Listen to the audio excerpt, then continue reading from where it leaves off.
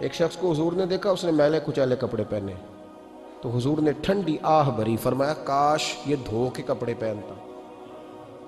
ایک شخص کو دیکھا بال بکھرے ہیں، کنگھی نہیں کی، تو حضور فرمانے لگے کاش یہ کنگھی کر لیتا۔ نفاست پسند آدمی پہ نا بوجھ بنتا ہے۔ جو آدمی، آپ کو پتہ ہے کہ امام شافعی تو فرماتے ہیں جمعے والے دن غسل کرنا واجب ہے، ماتے غسل نہ کرے تو جمعہ ہی نہیں ہوگا۔ اگرچہ ہمارے امام صاحب کے نزدیک سنت ہے۔ یہ سنت کب بنا؟ ایک دن نہ بہت سارے لوگ اپنے اپنے کام سے اٹھے مسجد میں آ گئے، مسجد نبوی میں۔ کوئی کسان تھا تو کھیت سے اٹھ کے آ گیا، کوئی مزدور تھا تو مزدوری سے اٹھ کے آ گیا۔ تو مسجد میں جب بہت سارے لوگ جمع ہوئے نا تو بعض لوگوں کو دقت محسوس ہوئی، تو رسول کریم علیہ السلام نے فرمایا کتنا ہی اچھا ہو کہ تم جمعے والے دن نہا کے آیا کرو۔ بس وہ صحابہ کا مزاج ہمارے والا نہیں تھا کہ تفصیل بتائیں، حکمت بتائیں، ملے گا کیا، ثواب کتنا، نہ نہائیں تو گناہ، یہ کوئی نہیں۔ حضور نے کہا کہ نہا کے آؤ تو کتنا ہی اچھا ہے۔ پھر کسی صحابی نے کبھی بھی بغیر غسل کیے جمعہ ادا ہی نہیں کیا، کسی نے بغیر غسل کے کبھی جمعہ ادا ہی نہیں۔ دیکھیں نا، اسلام بڑا خوبصورت دین ہے۔ حضور نے فرمایا جو کچا پیاز کھائے وہ مسجد نہ آئے، پہلے مسواک کرے، دانت صاف کرے پھر آئے۔ نبی پاک صلی اللہ علیہ وسلم نے فرمایا جو کچی مولی کھائے مسجد نہ آئے۔ مولی کھانا جائز ہے، پیاز کھانا جائز ہے، لیکن منہ سے بدبو آتی ہے۔ نبی پاک علیہ السلام کا ظاہری حسن کیا بات ہے۔ میلاد مبارکہ میں نبی پاک علیہ السلام کی جو چیز بڑی کھل کے واضح ہوتی ہے وہ رسول اللہ کا حسن و جمال ہے۔ آپ کی والدہ سیدہ طیبہ طاہرہ حضرت سیدہ آمنہ رضی اللہ تعالیٰ، اماں جی کہتی ہیں کہ میرے محبوب جب میرے بطن اقدس میں آئے تو جو تکالیف عورتوں کو ہوتی ہے مجھے ان میں سے کوئی تکلیف بھی نہیں ہوئی، اور اماں جی کہتی ہیں مجھے کبھی کوئی ثقل، کوئی بوجھ محسوس نہیں ہوا، اور فرماتی ہیں کہ جو ولادت کے وقت لوگوں کو، عورتوں کو تکلیف ہوتی ہے مجھے وہ بھی نہیں ہوئی، اور فرماتی ہیں کہ نبی کریم علیہ السلام پیدا ہوئے تو ہمیں حضور علیہ السلام کی ناف کو کاٹنا نہیں پڑا، ناف بریدہ پیدا ہوئے، ختنہ شدہ پیدا ہوئے۔ آپ کو پتہ ہے عورتیں غسل دیتی ہیں بچے کو پیدا ہونے کے بعد، لیکن میرے محبوب نے سجدہ ہی کر لیا پیدا ہوتے ہی، امتی امتی کہتے ہوئے پیدا ہوئے۔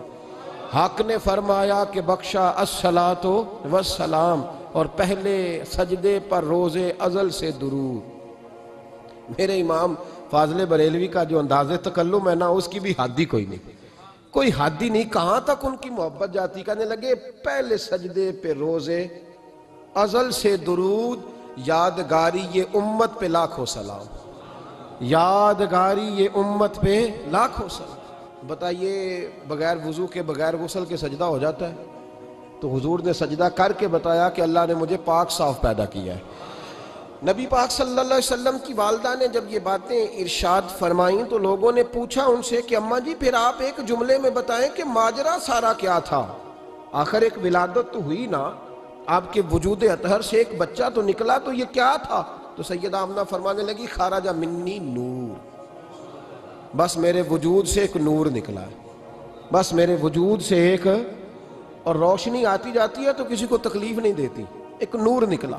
میرے رسول کریم علیہ السلام کو ظاہری حسن بھی کمال دیا، اور پھر حضور کی نفاست پسندی، صفائی پسندی۔ نبی پاک جب بات کرتے تھے نا تو حضور کے دانتوں سے نور نکلتا، اس کے باوجود حضور ہر وضو کے لیے مسواک کرتے۔ میں نے ہر نماز کے لیے نہیں کہا، میں اپنے لفظوں کا ذمہ دار ہوں۔ کس کے لیے بولے آپ حضرات؟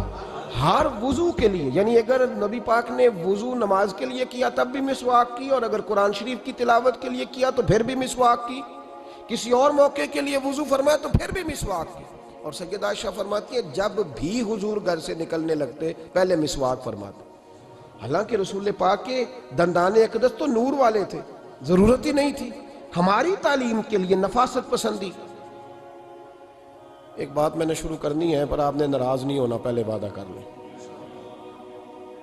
جڑے نہیں بولے انہوں نے کی ارادہ ہے ہو جانا ہے، چلو ہو جائے، کوئی گل نہیں، خیر ہے، ہو جائیں آپ ناراض۔ نبی پاک نے بڑی مونچھیں نہیں پسند کی، حضور کو اچھی نہیں لگتی تھی۔ ایک بات پوچھتا ہوں آپ سے، یہ درد دل ہے میرا اور صرف سمجھانے کے لیے عرض کر رہا ہوں، کوئی تنقید نہیں، اللہ تعالیٰ مجھے نیت کا وضو عطا کرے۔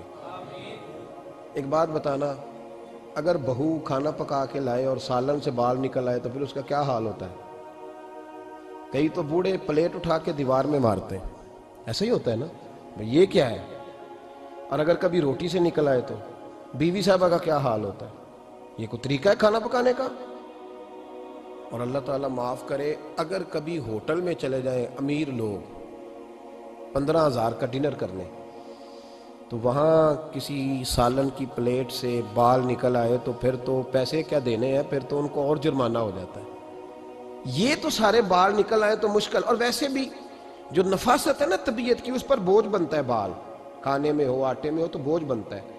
تو بڑی مونچھوں والا دوست بھائی بزرگ جب پانی پیے گا تو بال پانی میں جائیں گے کہ نہیں جائیں گے؟ حکیم اور ڈاکٹر کہتے ہیں کہ کینسر کے مرض کا خطرہ ہے۔ اب باقی بھی راضی نہ ہوں، حضور نے بڑی مونچھیں بھی پسند نہیں کی اور چھوٹی داڑھی بھی پسند نہیں کی۔ حضور نے فرمایا داڑھیاں بڑھاؤ، مونچھوں کو پست کرو، مشرکین کی مخالفت کرو۔ اور ایک مقام پہ رسول پاک علیہ السلام نے یہاں تک فرمایا کہ جو مونچھیں پست نہیں کرتا وہ ہم میں سے ہے ہی نہیں۔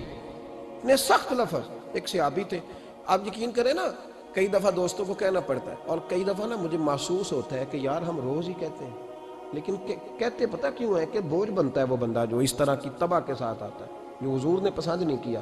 ایک شخص نبی پاک کے سامنے آیا، قاضی عبدالدائم دائم صاحب نے لکھا ہے، بڑی خوبصورت بات لکھی ہے، کہنے لگے حضور کے سامنے وہ اکثر آیا کرتا تھا تو مونچھیں بڑی تھی، حالانکہ داڑھی بھی بڑی تھی، مونچھیں بھی بڑی تھی۔ 2-4 دفعہ حضور نے باتوں باتوں میں تات اللفظ سمجھایا۔ کچھ بندے نہیں سمجھتے، تات اللفظ سمجھاؤ یا بڑا کھول کھول کے سمجھاؤ پر بات سمجھنے کو تیار نہیں ہوتے۔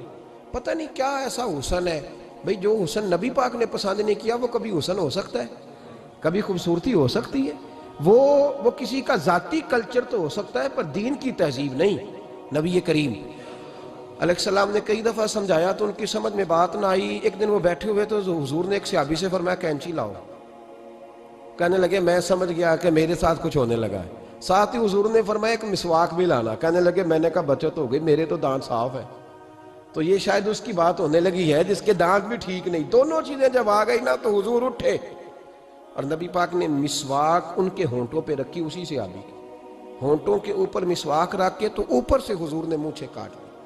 فرمایا یہ نہ ایسا کرو، یہ چیز مجھے پسند نہیں ہے۔ حضور نے نفاست پسندی کو، اب تو اللہ تعالیٰ خیر کرے ملنگ آ گئے ہیں مارکیٹ میں، ملنگ درویشی فقیری، اور ان کے پاس رش بھی زیادہ ہے، ان کے درباروں پہ بھی رش زیادہ ہے جی۔ کہتے ہیں حضرت صاحب درویش آدمی ہے، بھئی روٹی تو پورے ٹائم پہ کھاتا ہے، مونچھیں کٹوانے میں ہی درویش ہو گیا ہے، نہ بال کٹواتا ہے نہ مونچھیں کٹواتا ہے۔ یہ گرو نانک کی تعلیمات ہیں، یہ نبی پاک کی تعلیم نہیں۔ وجود کا کوئی بال نہ کٹوانا یہ سکھوں کا طریقہ ہے، مسلمانوں کا یہ انداز، یہ کدھر کی فقیری ہے؟ دین کوئی غلاظتوں والا معاذ اللہ، کہ بابا کپڑے نہیں بدلتا، بابا غسل نہیں کرتا، بابا بال نہیں کٹواتا، بابا ہے پاگل ہے؟ قطعی طور پر کوئی فقیری نہیں، فقیری صرف وہ ہے جو میرے نبی نے کیا ہے۔